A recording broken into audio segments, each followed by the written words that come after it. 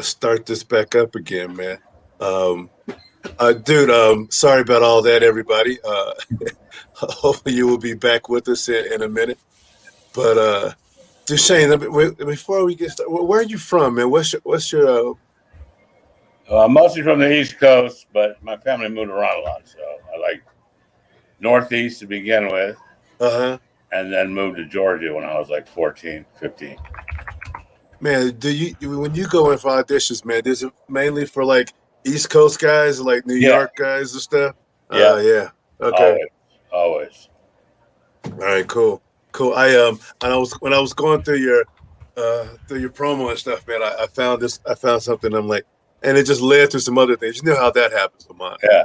Yeah. So here's the stuff, and this is the people, everybody in the chat, you can ask these too. By the way, the question for the chat still is, and Lamont will probably type it in while I do this, but the question for the chat is, what is your weirdest fear? What is your weirdest fear? And I'm going to ask that of these two guys also. Mine's, I don't know, man. Let's talk to them when we get to it. But because I don't even. That's what everybody wants to tell us about it. I got. I got it out. I got it. I got a few different ones, man. Some of them are not good. Some of them are. I should think twice before I even say them. So, so here's the questions I got for you, Duchaine. I got 12 things for you, and you can answer yes or no, or you can expound on them.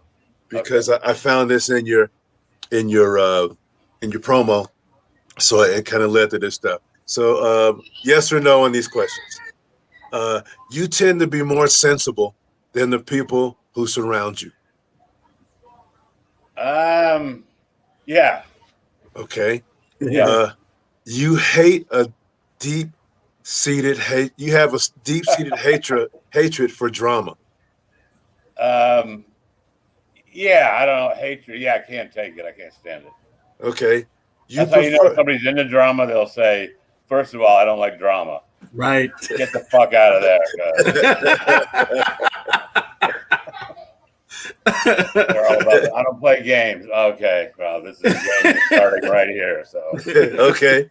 You prefer to spend time by yourself. Yes. Yeah. Okay. This thing has been great for me. This whole pandemic's been great. The apocalypse, loved it. Like I knew I would enjoy an apocalypse. I didn't know what it would be, but this is in there. Okay. You never really use social media unless you have to. That's correct. Yeah. Okay.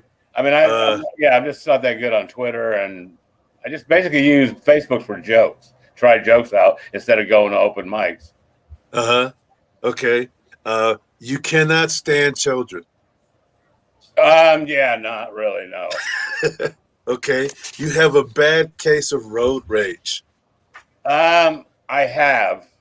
I'm trying to get a handle on that kind of thing. All right. This is going exactly how I thought it would go. This is perfect.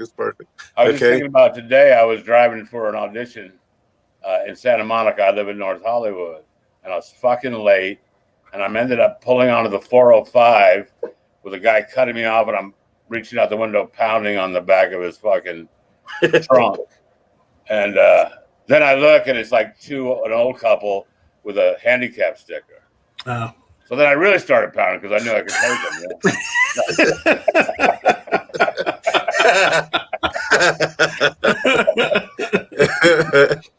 them. Okay.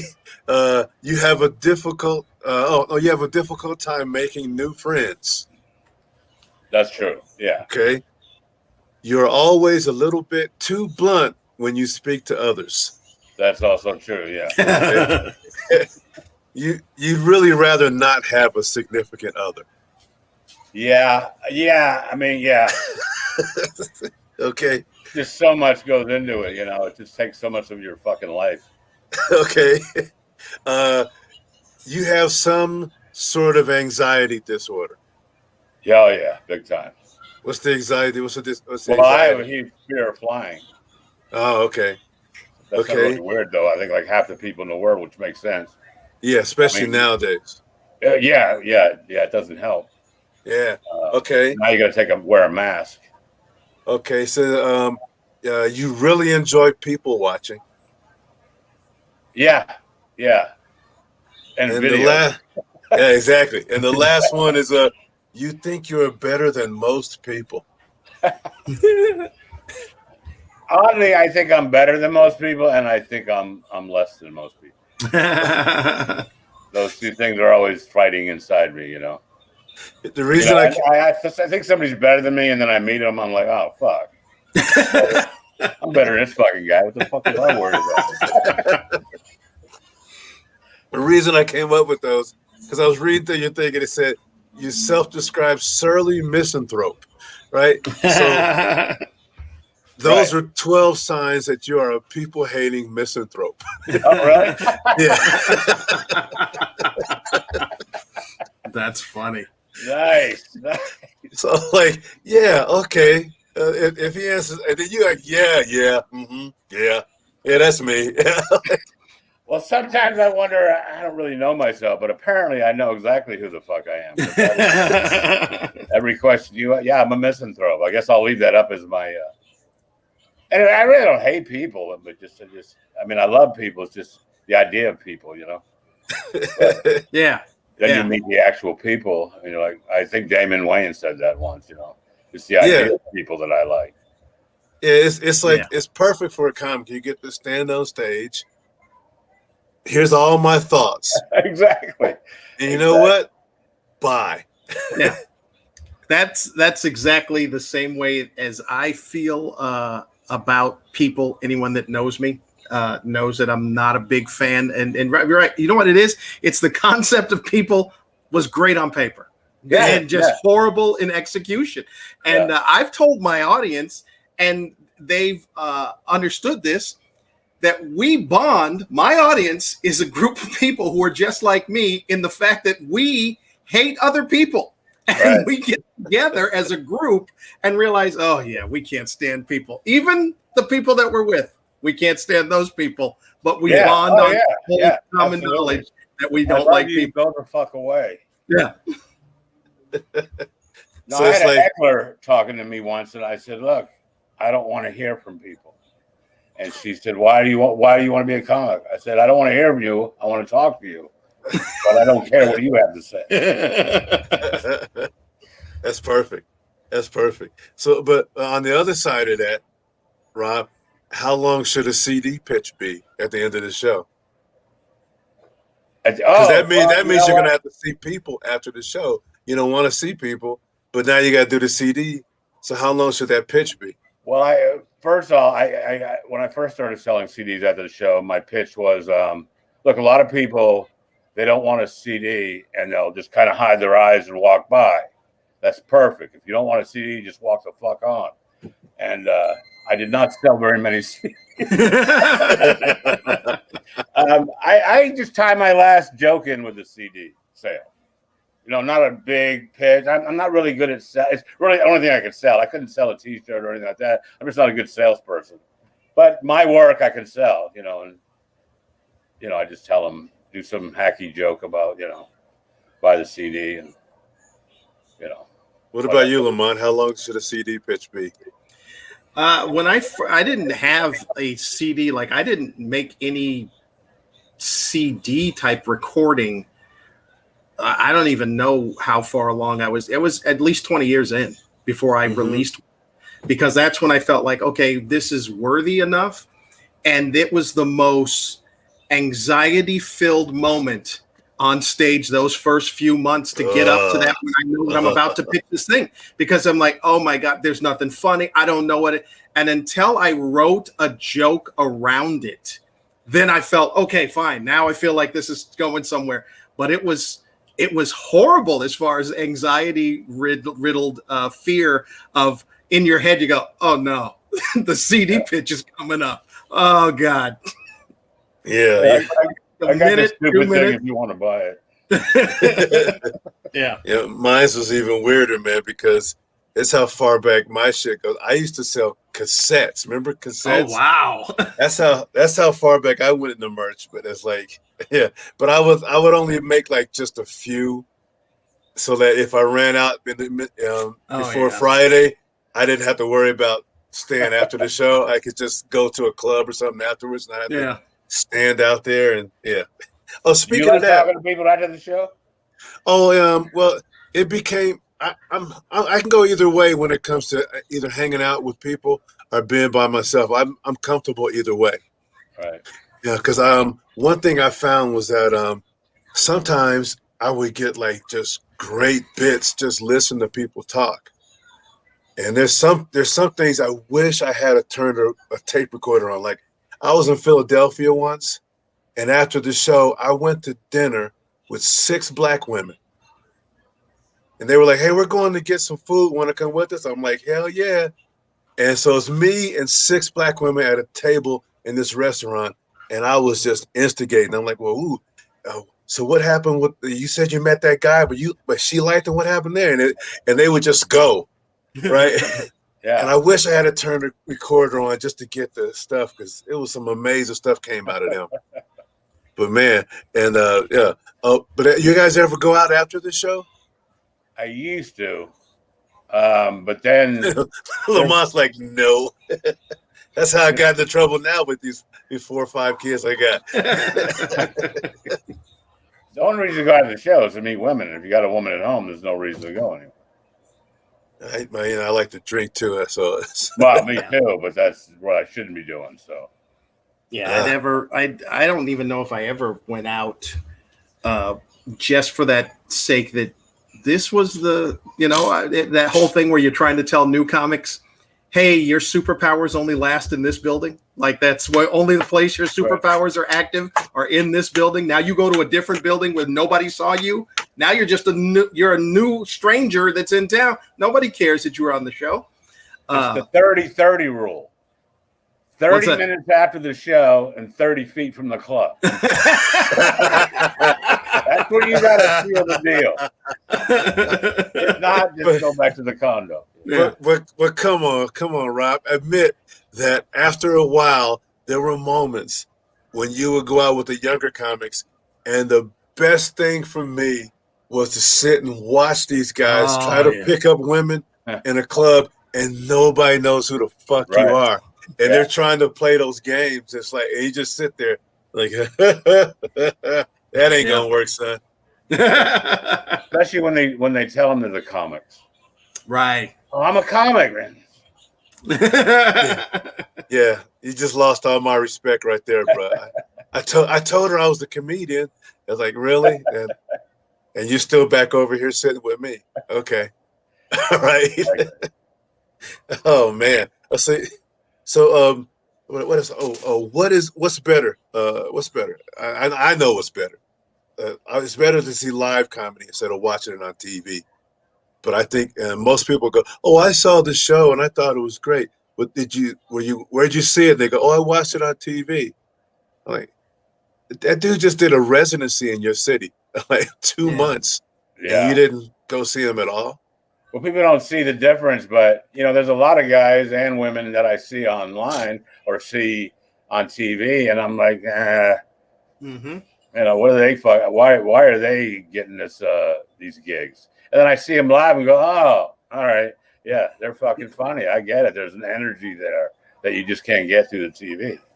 Yeah, that's like when I watch Eddie Griffin. I think there's only been 1 or 2 specials he's done where they really captured his energy in the club. A couple of the other ones, it was like, no, that's not even Eddie. That's like, it's him on the screen, but that's not his energy. And because to see Eddie Griffin in a small club or a small theater, he's like in beast mode. Right. And it's one of those things you go, it's like seeing, like we had when Shang was here. Shang is fun to watch on screen, but in the club with Shang, right? Yeah, I mean, Lamont watched him on the screen. He was like, he just got his own energy. Yeah, but in the club, it's palpable, man.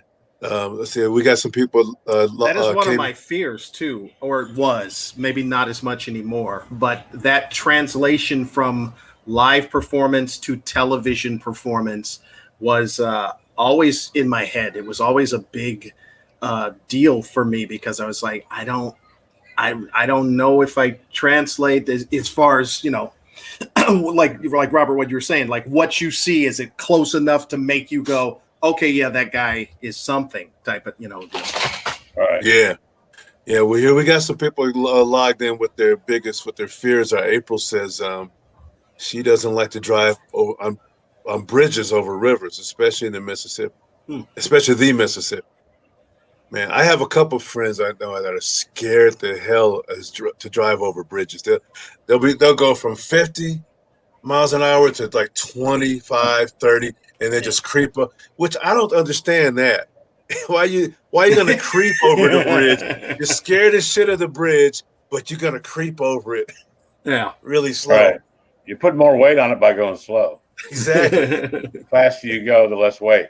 I had a girlfriend. I know that because I had a girlfriend that was afraid of going over bridges, which was fun to fuck with her, you know, of course. Yeah. Stop in the middle of the bridge. Did you feel that?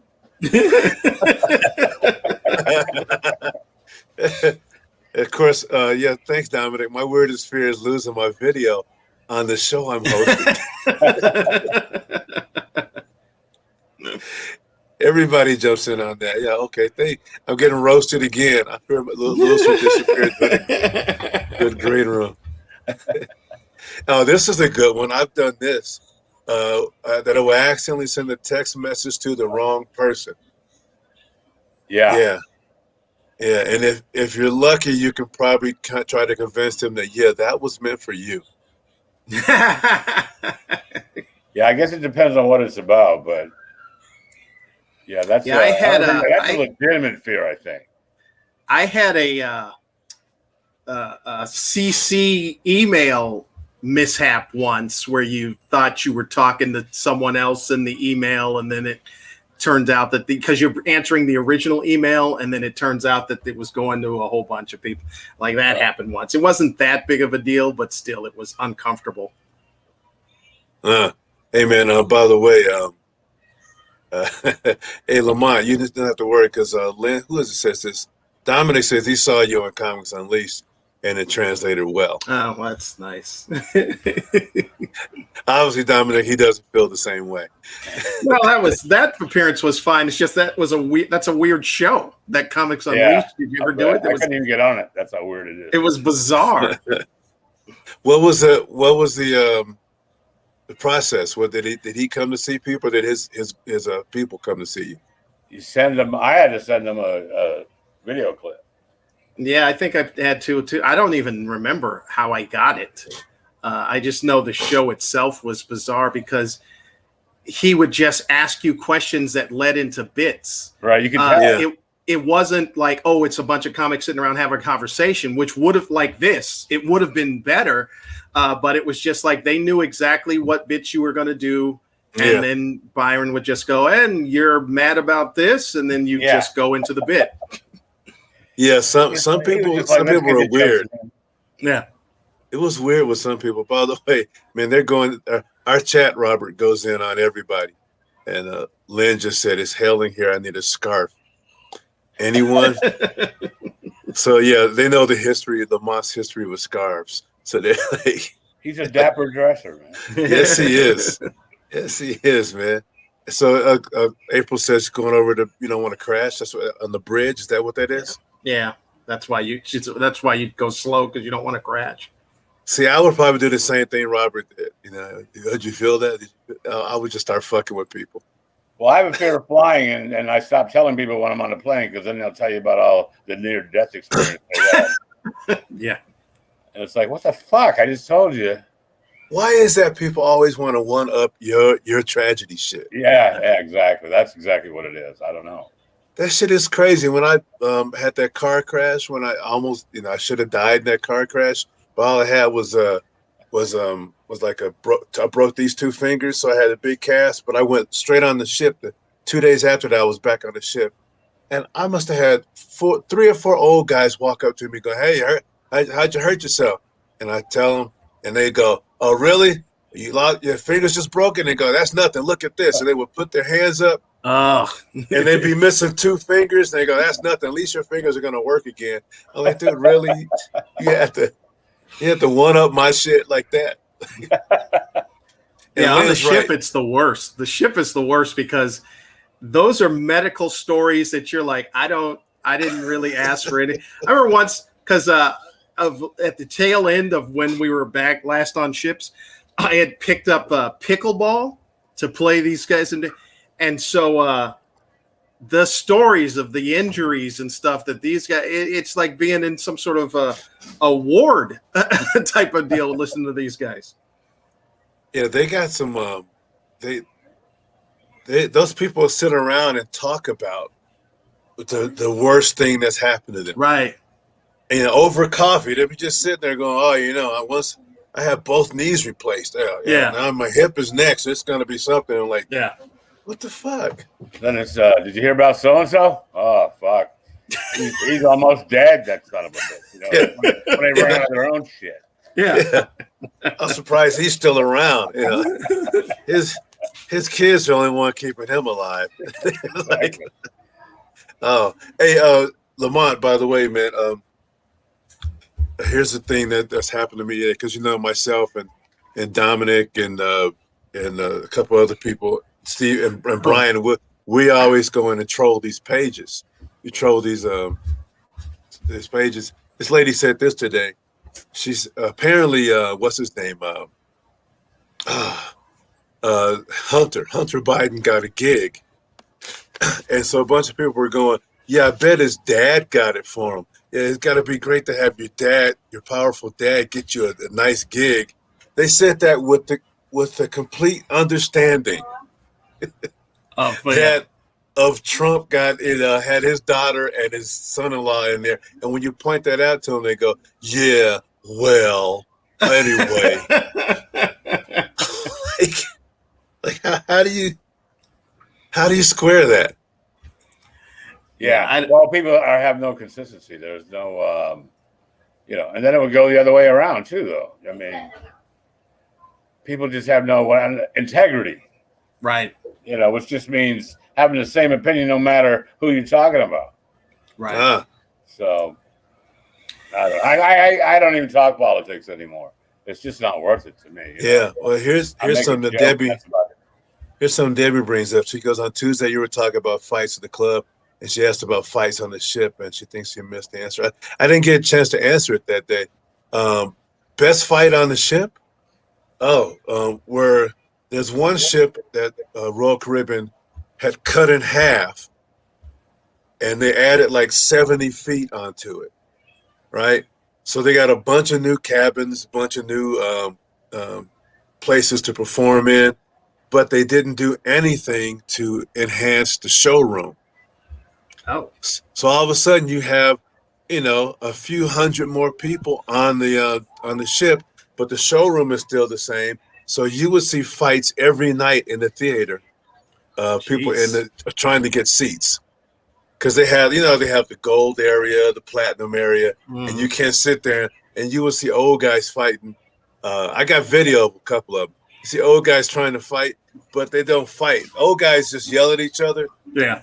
While their wives pull them the other way. And they're like, "Yeah, son of a bitch. You're not special, you son of a bitch. Fuck you, you son of a bitch. Fuck you. Yeah, whatever, buddy. And the wives just pull them. Come on, Herman. Come on, let's go." Those are the best fights. But, man, when I was a kid, man, Rob, I know you must have saw some good fights, man. I saw. And it doesn't matter where. I mean, what's one of the best fights you ever saw? What's that? What's one of the best fights you ever saw? Ever? Yeah. I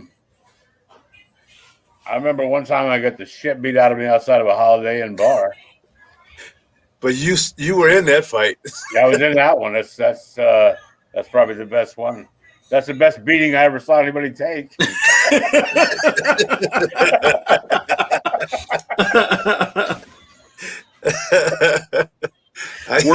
Were you at fault? Yeah, pretty much. It was totally, there was no reason for it, and there was. Was it something that you said? Yeah, well, I was on my motorcycle, and these guys had their car door open, and they were partying, and I was like, "Shut the fucking door," something like that. And Then I made the mistake of getting off the bike, and then I just remember feet and fists, and that's about it. One guy was holding my helmet so I couldn't move, so I could just twist my face and offer different sides to be punched. Wow. My head swelled up like a fucking watermelon. It was yeah. Oh man, I've only seen like a fight like that just once in the Taco Bell, the lobby of Taco Bell. The guy just walks in and steps in front of everybody, and everybody's like, "Excuse us, we're in line here." And he's like, "Yeah, what the fuck ever," like a big biker. That's why it reminded me, because you said on a bike. It was a biker dude. He said, "What the fuck ever? I got to get my shit and get out of here." And this big black guy in the back was like, "Yo, man, we's waiting in line here." And he's like, yeah, well, just calm the fuck down. And the brother stepped up and said, "Yo, man, I said we's waiting in line. You need to get in line." And he turned around and pushed this black guy. And the brother took the step back, and then he just grabbed this guy and just, bam, one hit, he went down to his knee. And then he just started pounding him like this. And everybody's like, whoa, whoa, whoa, every punch. What the fuck, whoa? And he like laid him out. He stepped up to the line, and the guy starts getting back up again. And everybody's like, "Man, you need to sit the fuck down, man. You need to stay down there." And that was some mean ass shit. I saw that. Ugh. Jeez. Yeah, you see somebody getting a pounding, and at first you're like, okay, he had it coming, and then it's like, oh, hey. Yeah, really. I'm not here to be a witness to a murder. Exactly. Yeah, because that was an evil fight, man. We used to have fights all the time at McDonald's. I worked at the McDonald's on the Navy Training Center in San Diego. The Naval Training Center is what it was in downtown San Diego. So if you worked on the weekends, you were supposed to be open until a certain time. I think there was about 2 hours during the day that we weren't open. So we were supposed to stay open until, let's say, 3, and then close and then reopen again at 5. But that never happened, because on the weekends we would be open until a fight broke out, and then we'd be closed. And we'd never make it to 3, because as soon as the club on the base let out, they'd all come into the McDonald's, and within about 30 minutes there'd be a fight. So we could eat. That would be it. We call the MPs, and they come and they close everything down. It's like certain areas, man, you just know some shit's gonna break out. Yeah. Right? Like Batista just said, right across the street from Comedy Works, there used to be a nightclub, and there were a bunch of fights in that alley when that nightclub was there.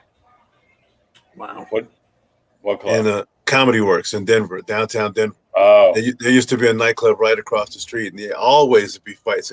And then there were certain ships like that too, man. I never got a chance to work them, but the ship that left out of Long Beach, California, on the 3-day cruises, police would be there every time the ship came back into port. They would be there to pick somebody up. Nice. Because it's 3-day cruises. These people are new to cruising, and they don't know what's happening. They don't know the proper etiquette on the ship, and so people just pop off, fight all the time, man. Never a concern on Holland America. No. Nothing on there, man. Yo, Rob, tell me this, man. What's the biggest challenge in maintaining a career in comedy?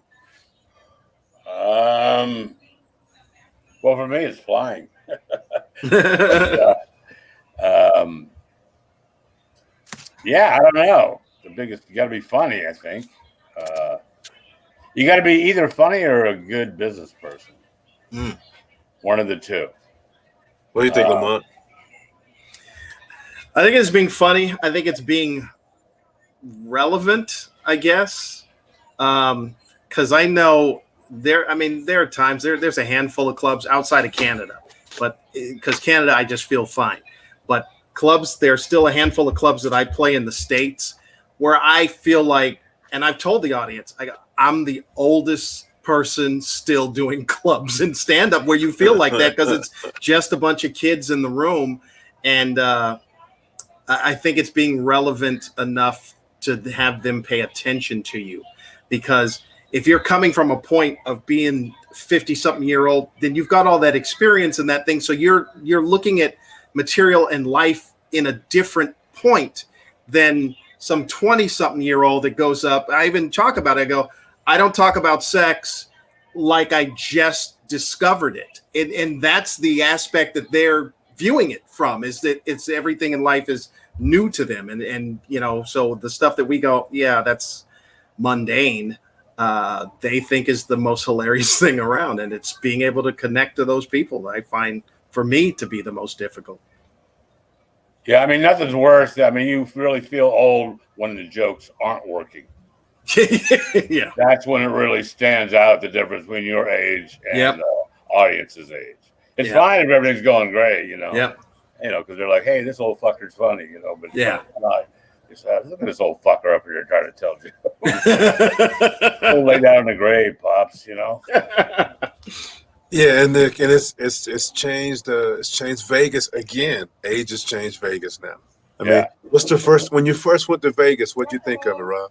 I love Vegas when I first started going there. What's changed about it now? No. Well, when I first started doing Vegas, it was old people, right? And so it was really tough crowds. But then they kind of got younger. It became more hip. They had more nightclubs and stuff. But now it's all nightclubs. And it's just, everybody is just so young. Oh, wow. And, I mean, people used to go to Vegas shows because, the wife would say, oh, I want to go to a Vegas show.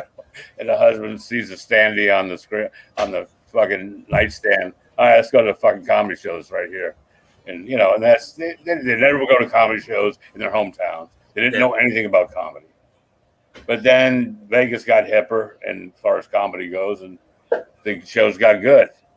And now it kind of went the other way, I think. I haven't worked a year. I don't know. Well, I think it just started opening up like last week. They're going to start. Right. So yeah. What do you guys think of Vegas? Man, I've enjoyed it every time I've been there. Yeah. But I don't really gamble either. I mean, I think last time I was in Vegas, I lost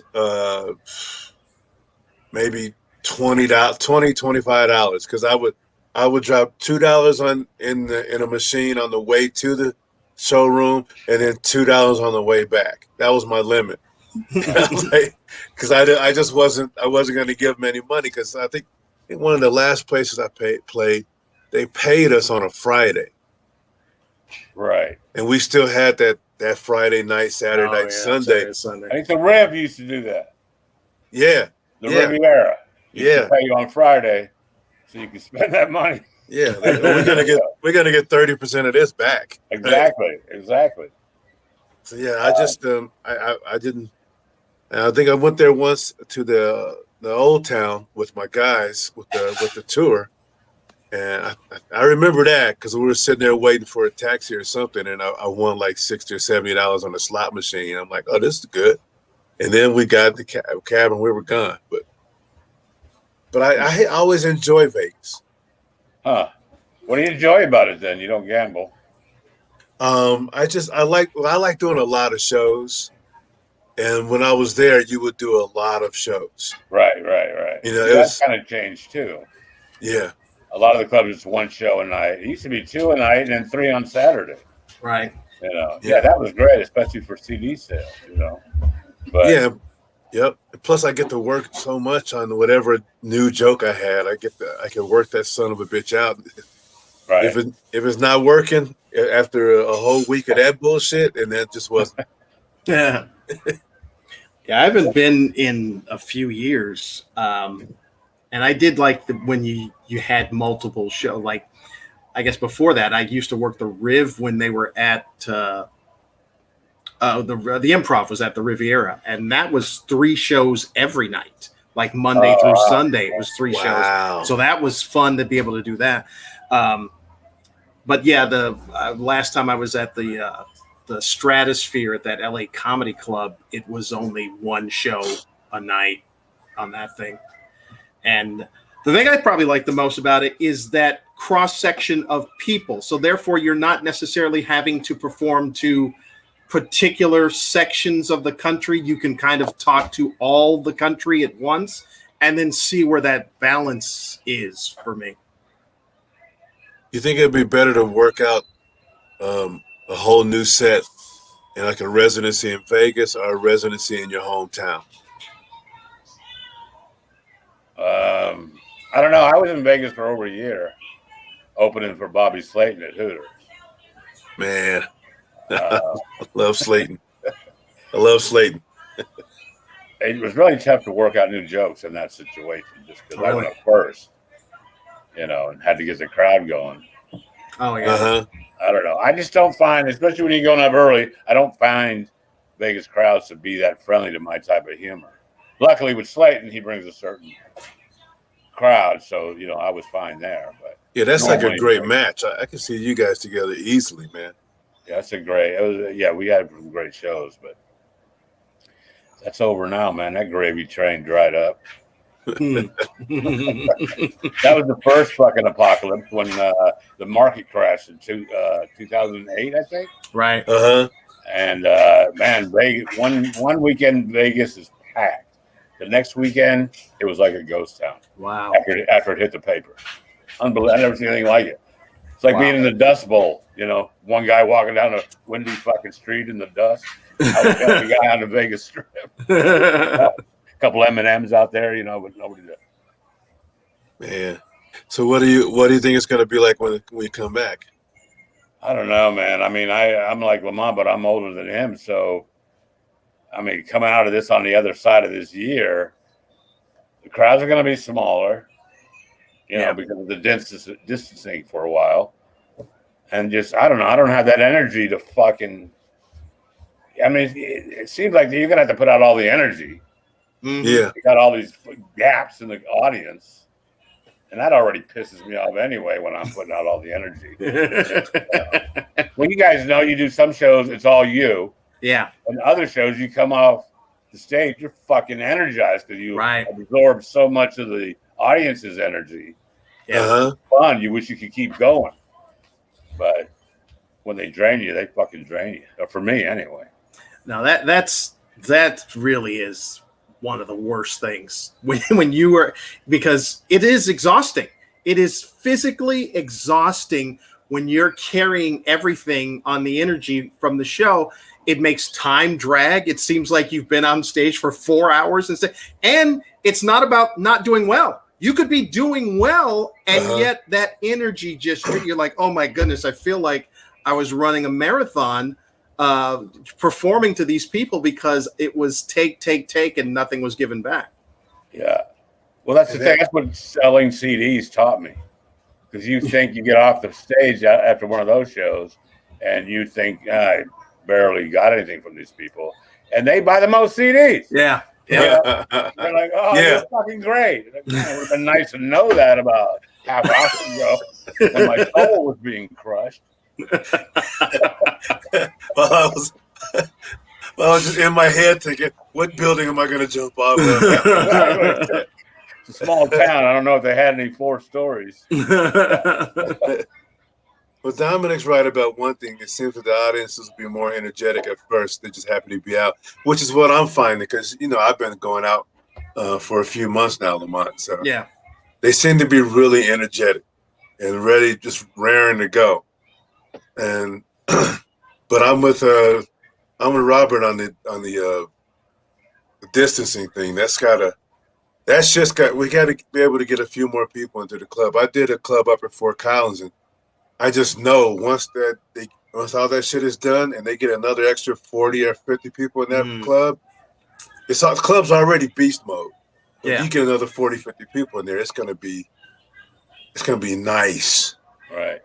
Nice. But you got to see what's gonna happen, man. I mean, we'll see. At least you're coming in. We're gonna come in. I hate to go political, but at least we're gonna come in and we don't have somebody who's doing crazier stuff than comics would talk about in real life.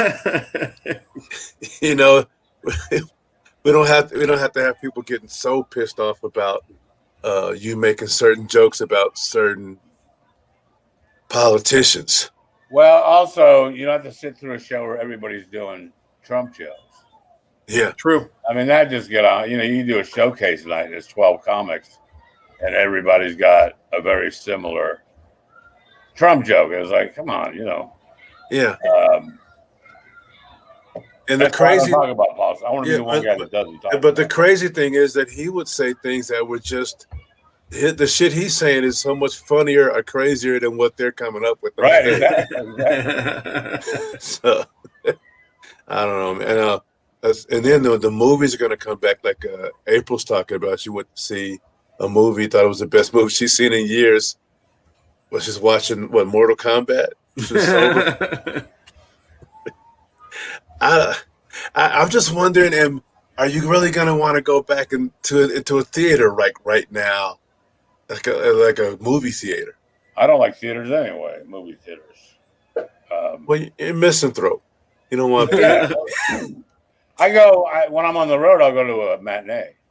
Yeah, that's great. That to me, that's one of the happiest days.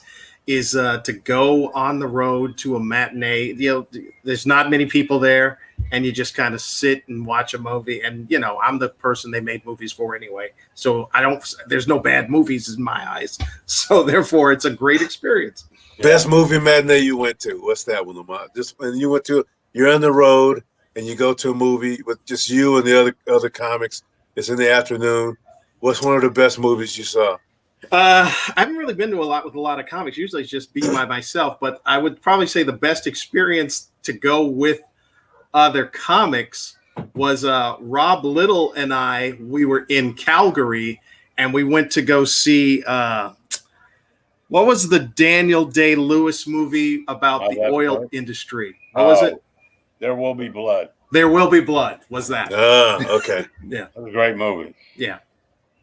And what about you, Rob? I don't know, but I'll tell you, I mean, I can't really remember. I stopped going to theaters when you start streaming, you know, there's no reason to leave the condo. But, you know, you go to a matinee, though, inevitably, you know, you're the only one in there. But you're like, oh, this is fucking beautiful. It's like my own theater. Mm-hmm. And then 2 minutes before the movie starts, inevitably, some asshole will come in and sit like 2 seats down from you. Like, what the fuck? You got the whole theater. People are herd animals, you know what I mean? They got to group up or something. Move, motherfucker. My best one, and I know you guys would back me up on this, was me and the other 2 comics, and there was another local comic who just lived in town. We wanted to hang out. So it was 4 of us. We went to see Mr. Saturday Night with Billy Crystal. Yeah. And there was so many, there might have been maybe 10 people in the theater. And we were laughing so hard, but I don't think anybody else understood because there was so many inside jokes for us. Right. Just for us, man. When he goes, oh, shit, I just lost my summer. It's okay because I'm out of headshots anyway. I'm like, we're in there dying. Everybody's like, what's so fucking funny about that? I forgot that line. I remember I lost my summer. There's just great stuff in that, man. Great stuff. I mean, what's Crystal doing nowadays anyway? He's just still got his. He did a stand-up special like a couple years ago, but you know, I don't know. You know, a lot of guys come back after many years and it just doesn't play. You know, comedy's moved on. Yeah. That's kind of what's happened even for me. I mean, I'm not woke. What the fuck, you know? A lot of the shit I say, people are like, "Oh my goodness!" Yeah, but that shit was funny though, Rob. You had that one line. I fucking love that line. You did it on a couple different bills where you go, "They're gonna put a woman on the $20 bill." Right. It'll only be worth $15.30 now. Yeah. Well, they complain that they make 75% or whatever it is. I did the math on it when I wrote the joke. But yeah, I know. That's what I love about it. I know you actually sat down and figured out the percentage, and just knowing that detail made it even funnier for me. Thanks, man. Thanks. No, because Lamont, I tell you, we sometimes there's certain shit we just hear, and we already know that whatever went to making that joke or write that joke, that's the funniest shit to us. Yeah. Absolutely. I agree with that. Everybody else is laughing at the joke. We're laughing at the process you went to get to that joke. Forgot where it started. Yeah. Because a lot of times you work on a joke and it's completely different than how you started. Oh yeah. You know? And some guys I've written with guys and girls, and they're mostly guys a little more stubborn, I guess.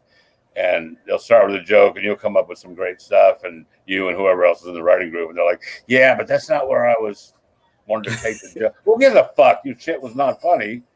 Just take the free writing from these comics that are giving you help right now. You ever had a really bad writing partner where you just go, "Look, man, you know what? Just no." Oh yeah. But they're like, "No, I want to keep doing this." You're like, "No." I'm not gonna say who it was, but we were co-headlining at a club, and I was like, "Well, let's write some stuff," because he had some good stuff, at least well-written stuff. I don't know. I would say it was good. And then he tells me the first joke he's working on. I'm like, "Oh fuck." That's what I just do, man. It's the beginning of the week, and I can't do this for a week. No. So that I just had to avoid him the rest of the time. It was just horrible. Oh man, Lamont, did I ever tell the Diane Ford story? Just about writing with her. Oh no. Oh man, I think the MC's name was Mark Israel. I think that was his name. And we were staying at the condo. She was staying at a hotel. That's when they would put the headliners up at a hotel if they requested it. And so me and him we're getting up in the afternoon and we're writing. And he got like a couple of good bits out of it. I got a few good lines. And one day we're sitting by the bar and we're like, "Hey man, what time you want to get up tomorrow and write?" And she's standing there. She goes, "Oh, you guys are writing?" And we go, "Yeah." She goes, "Hey, can I come by tomorrow and we can write?" I'm like, "Okay." So she shows up. She's got like a bag of cookies and cupcakes and stuff, and sets them down. And we all sit down at the table. We open our notebooks. And then me and Mark start throwing ideas for bits out to each other. And she looks at us. I swear she did this. She looks at us with her notebook. She goes, "Oh, that's the way we're doing this? Oh, you know what? I thought we were just going to write just for me." What? Wow. How about we just go to a movie or something? And we're like, wow. "What the fuck?" Yeah, that happened to us. What the fuck, man? Yeah. That's bizarre. That is bizarre. I thought we were going to write just for me. Wow. While you two were discussing writing, that you were going to write for her, bring it to her the next day or something? Yeah, really. That's a weird thing that she just happened to overhear that you guys were planning this. Yeah, that was a weird week. That was that same week where I think I started out doing like a half hour on Wednesday, but then by Friday she had me cut back down to 20 minutes, just doing 20 minutes, which was the wrong fucking thing to do because you know how we are, man. Now I'm just gonna do all closers. Right. So, exactly. Yeah, I'm never afraid to name that. Her and I've only had beef with two people. Her and that guy from the Hangover movies, that Brian Callen, guy from the Hangover movies. He was the only, only other asshole. So yeah, I love it if I work with a headliner and coming down to 20 minutes. Because then it's like, oh, my CD sales just went up. I'm just gonna fucking crush this room for 20 minutes. Yeah. Then go sit out front. I can just sit in the lobby and wait for people to walk out on this fucker show. People buy my CD out of spite. Yeah, they come out and they say to you, "Man, you should have been the headliner." Exactly. That's fucking horrible. Give me one of your CDs. One of the best CD weekends I ever had was opening for Jeff Dunham. Wow. Yeah. And I think it just had to do with the fact of once you leave, there's a whole you ever worked with Jeff? Well, when he was in the clubs, there's a gauntlet of merchandise that he sets up that you got to walk through. I was at Tucson, at the Laughs in Tucson, that you got to pass through. It's Peanut Dolls, it's a Walter doll, it's DVDs, it's all this other stuff. Sure. and then I was at the end, and it was a good. I'm sure he did well too, but it was just really good for me. That was probably one of the better weeks. Well, I opened for Billy Gardell in Laugh Stop or Stop the Laughs or some shit in Houston, and that's the best week of CDs I ever had. I mean, this guy, people would just. I mean, he just sold CDs, and people would just line up to. And this is before he had any shows or anything. I'm like, how the fuck, you know? And then he ran out of CDs at the end of the last night, and he's standing next to me, and I said something to him, and he goes, because he was standing next to me, and people would come up and talk to him. He was doing it so people would buy my CD. Totally nice guy, you know. Yeah. And so then I said something to bust his balls. He goes, "You want to bust balls? You want to sell CDs?" I was like, "Excuse me, sir." I fucking love that, man. Oh man. So hey, before we get out of here, because I know we got you over time. What's your pre-show ritual, Robert? Oh, I'm gonna suck. Oh my God, this is not my fucking crowd. Jesus Christ, why do I do this, man? Oh, damn it. That's pretty much it, right? You just beat yourself the fuck up. Beat the shit out of myself, man, and go over my notes, you know, that I've already gone over 900 times. That sounds not even comprehending it. That sounds like that David Letterman philosophy. Expect the worst always. Because Letterman used to always think that before he went on, before he started every show, he's like, it's going to be bad. It's going to be horrible. And then he just, that's hilarious, man. Oh, man. What's yours? Oh, mine's, I really don't have much. I mean, I'm pretty much my whole day is the pre-show. I'm walking around. I'm watching people, talking to people. And yeah, the whole day is just something's going to come up, you know. So especially when you're on the ship, it's like, you know, you got you got all that damn time. You got too much damn time. I've never done a ship. So what do you do, Lamont? Anything? Yeah, it depends on where I am. If I'm able to be on a ship or something like that, it's always play basketball before a show. And then during the day, and it is the type of day process of just kind of getting centered. Right before the show, or right before coming out, I just like quiet and just kind of focus on what is going to happen, and you visualize it. You know, a weird thing that I do sometimes before shows, most of the time, this is weird that I even know this, that it happens on a Saturday night, because that in a club is my favorite show. First show Saturday night's my favorite show. Yeah. It's the one show. I mean, all the shows mean something, but that's the one that means something to me, because I know that audience is my audience. That's the optimal audience that I want is first show Saturday night. I know it's adults. I know there could be a handful of kids if there are any there, and they will think like adults, but most of it is people that are close to my age, and that's perfect for them. Right. But the weird thing that I will do is I like watching live concert performances of singers, especially on particular things where they get the audience singing the song. If I watch a Beyonce or something like that, because that energy is exactly the energy I'm trying to capture. That we are in this moment. This is our moment. No one else is here. This is that moment.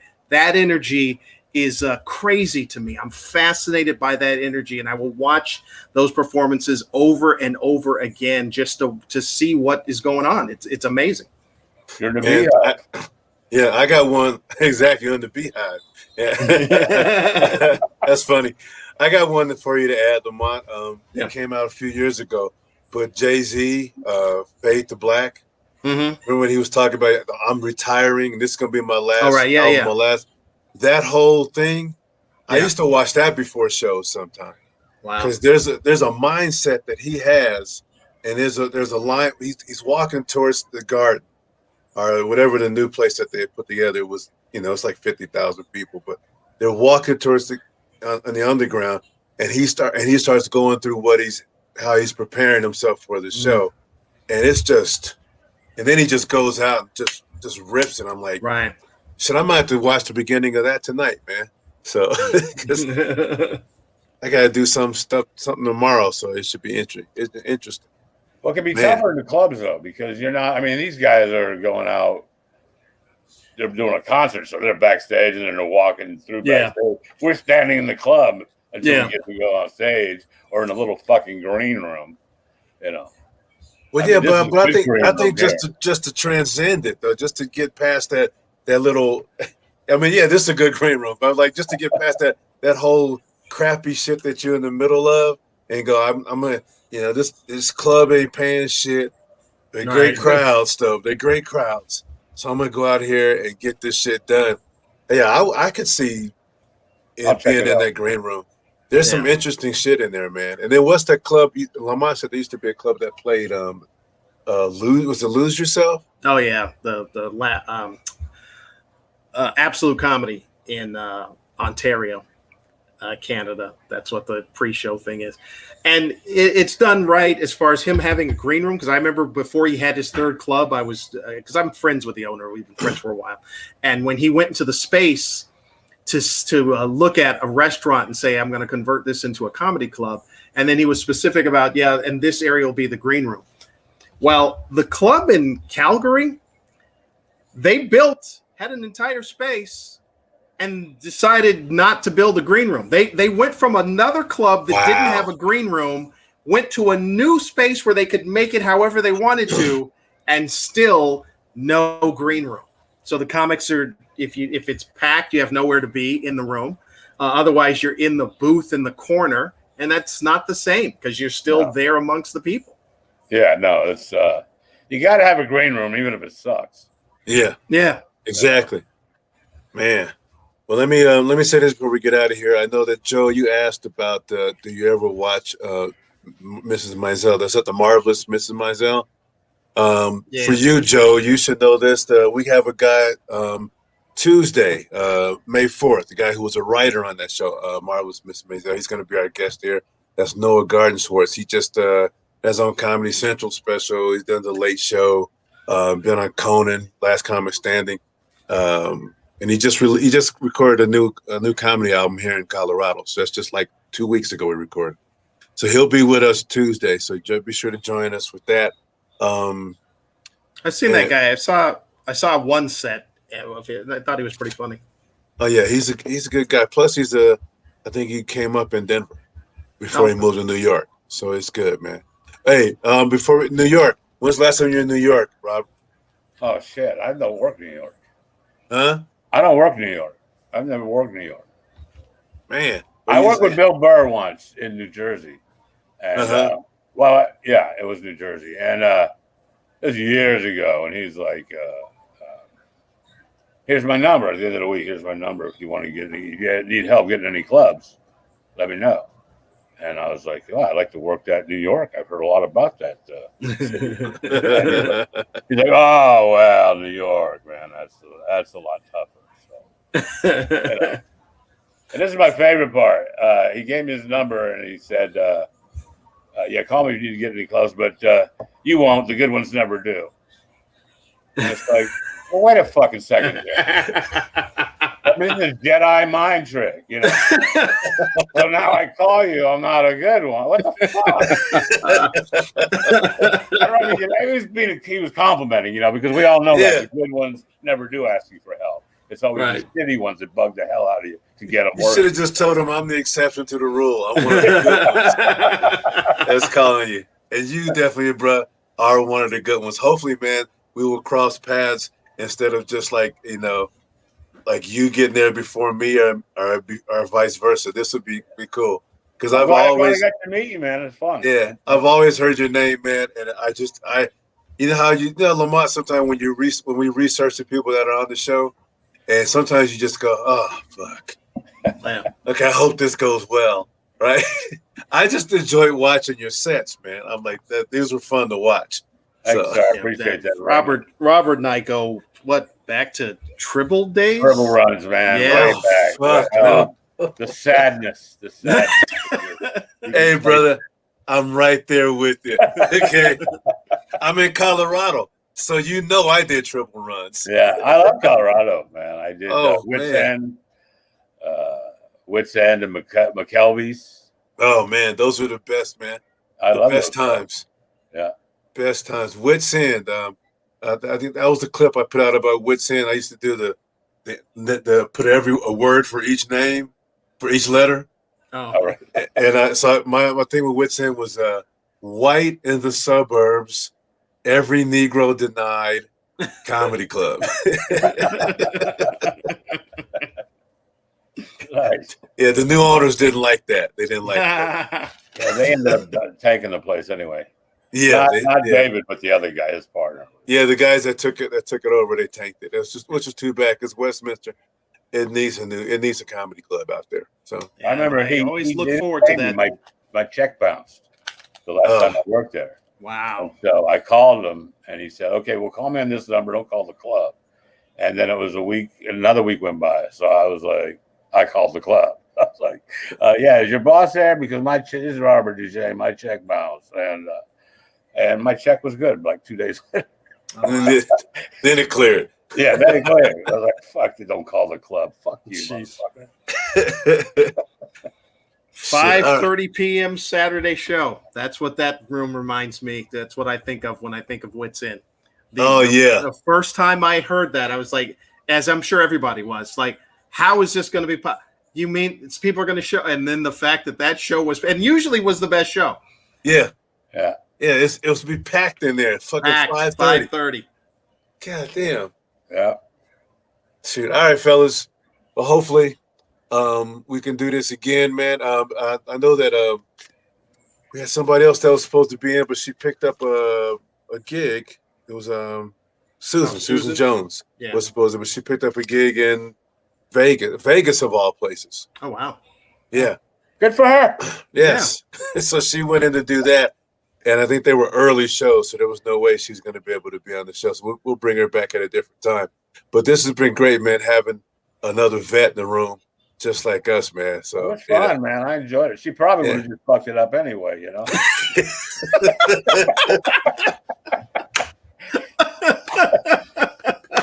Spoken like a true surly misanthrope. The less the merrier, I always say. All right.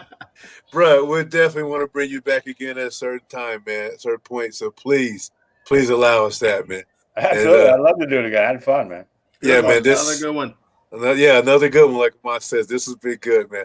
Appreciate you, bro. Hang on for a second. Don't go anywhere. And thanks to everybody who's coming in. Be sure to join us Tuesday for Noah Garden Schwartz. And after that, man, what else do we got? C.R. Parsons. And then the week after that, Dick Black. That's his actual name. Dick Black. Okay. So, yeah. I know we'll have a few people definitely come in for that. Well, you don't want to Google that shit. Exactly.